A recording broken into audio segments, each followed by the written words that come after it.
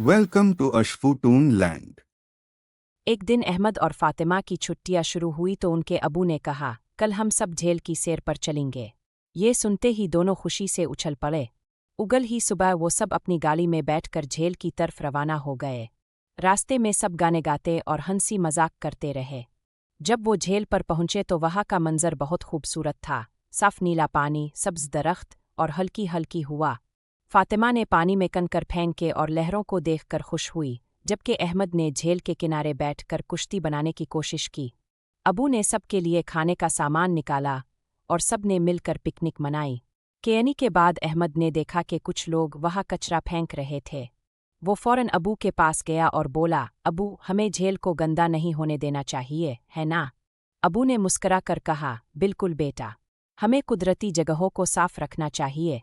फिर सब ने मिलकर थोड़ा सा कचरा उठाया और करीबी कूड़ेदान में डाल दिया। जब वो वापस जाने लगे तो झील का पानी और सब्जा पहले से भी ज्यादा खूबसूरत लग रहा था। फातिमा ने कहा, अगर हम सब मिलकर। अबू ने खुश होकर कहा, बिल्कुल, तुम दोनों ने आज बहुत अच्छा काम किया है। और इस तरह अहमद और फातिमा की झील की सैर एक खूबसूरत सबक के साथ खत्म हो।